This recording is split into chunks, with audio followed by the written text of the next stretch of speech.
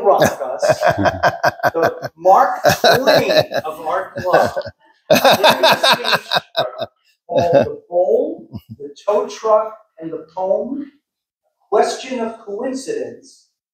Let us give a warm welcome, please, to Bob Ransom.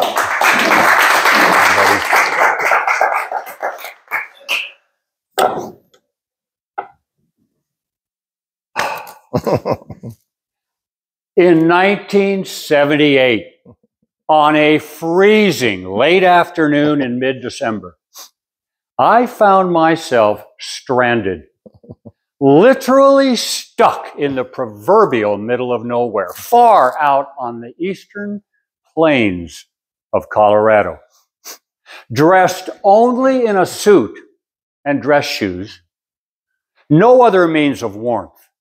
The sun setting, the temperature dropping below freezing, a blizzard bearing down, no means of communication, and no civilization for at least 50 miles in any direction. I thought I was going to die, and panic set in. How I got into that unlikely situation and out of it is a story in 3 parts. It is a story that led me to question coincidence and indeed the very nature of what we perceive as reality. Part 1 of this story starts 4 years earlier, innocuously enough, in the living room of a man named Jack Young. Jack was a mild-mannered, middle-aged man, very nondescript, a mid-level manager in a small company. There was nothing outwardly exceptional about Jack, except Jack was exceptional. He was a gifted psychic and a wonderful teacher of life principles. He invited a few of us to his home one evening. I was taking a class from him called ESP, Extrasensory Perception. A few of us sat around in his living room, and he said, I'm going to share with you my brand new Bowl lesson, B-O-W-L, Bowl lesson. And then he said it was a method of prayer that never fails. And I thought, right. But I listened out of curiosity and courtesy. I will now share with you briefly what Jack told us. You can take it for what it's worth. He said, people pray when they get in trouble or they have a problem they want solved. He said, the bigger the problem, the more people pray and the harder they pray. He said, that is backwards. He said, God heard your prayer before you said it. For a prayer to really work, he said, get a bowl or a container as a focal point in space and time. He said, write out your prayer, creating the energy. He said, put the prayer in the bowl and then the secret. Every time you think of the problem that you want solved, don't pray again. Just remember and say to yourself, it's in the bowl. It's being worked on. He said, this will never fail. Well, that sounded good, too good. And I forgot about it and did not say another prayer or any prayer not being part of my life back then at all. I didn't say a prayer for the next 4 years until that fateful day on the Eastern Plains. Which brings us to part 2 of this story. Part 2 starts, strangely enough, in a courtroom in southern Colorado, in a little town called La Junta. A local lad named Freddie got real mad at his in-laws one night, so he killed them.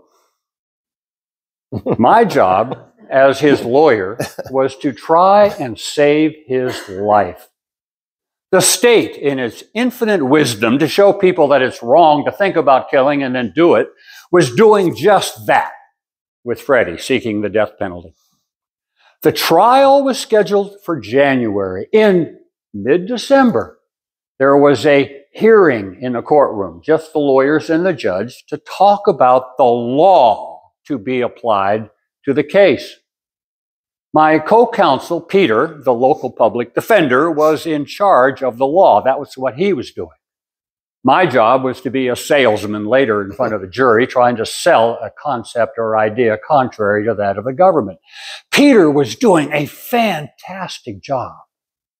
I just sat there and listened, and as so often happens, I got a little bored. I reached for my journal and started writing. I thought, well, maybe the judge will think I'm interested in taking notes. Couldn't be further from the truth. Out of my pen onto the pages of my journal fell a poem. I read it after I wrote it, and I thought, that is a piece of trash. Closed my journal and put it away. Right after that, the judge surprisingly said, "Gentlemen, I am going to grant your remaining requests. There is no need for you to be here in court for the rest of the day." Whoa, Peter, we're free. What are we going to do? Peter said, "Let's go out on the eastern plains and find a Christmas bush," there being no trees, "a Christmas bush for my girlfriend." Oh, great idea. We got into his Volkswagen Bug. Sunny day, about 40 degrees, felt okay. We don't need coats. Off we went. We drove 20, 25 miles south on a little 2-lane highway into an area called the Comanche National Grasslands, federally protected lands. There was no fence. We looked to the left off the highway, and there were 2 ruts going over the horizon, an old wagon road. We said, let's take that. We left the highway and started bouncing along on this old wagon road. We had the music playing, a cassette, I think the Grateful Dead, trucking.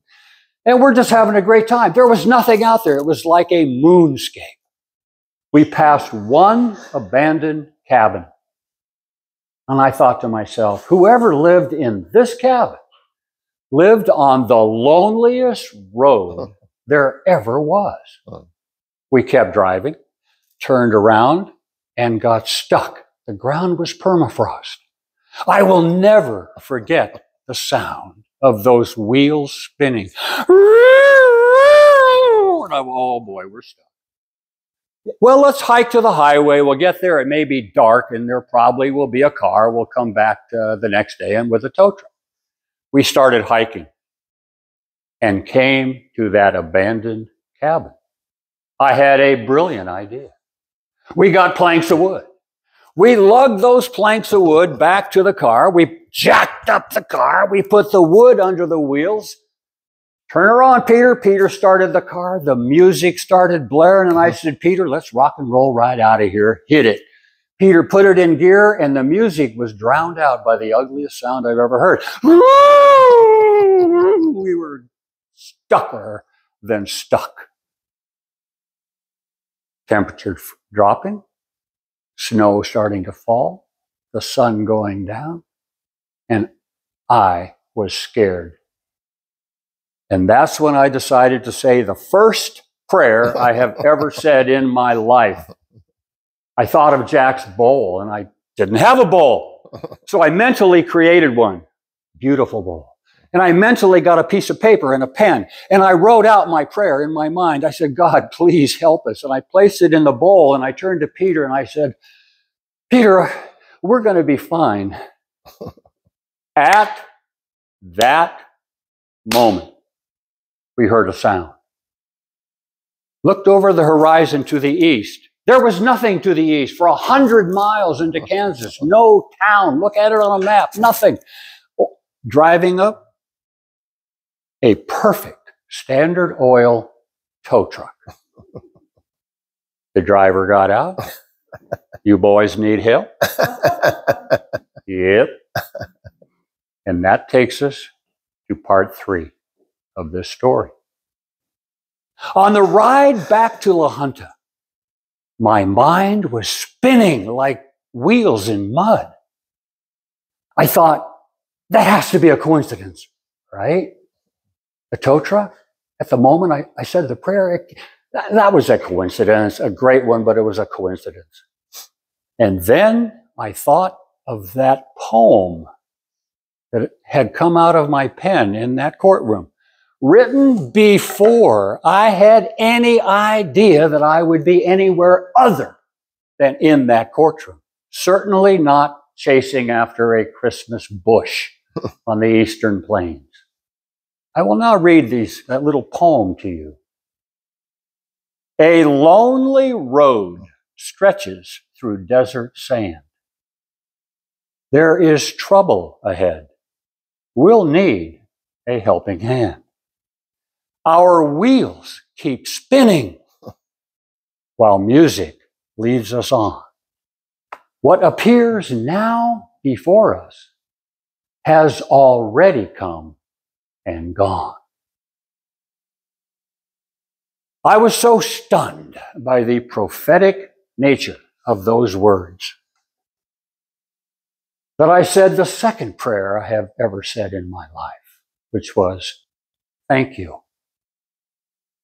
46 years later, I cannot tell you that there is no such thing as a coincidence, but I can tell you, thanks to that experience on the Eastern Plains, I have come to believe that there may be no such thing as a coincidence, that time may not be as linear as we think, that the supernatural just may be the natural misunderstood. And it just may be that there is an invisible, cosmic, even spiritual thread in and connecting all things past, present, and future, including the bowl, the tow truck, and a poem. Thank you. Yeah.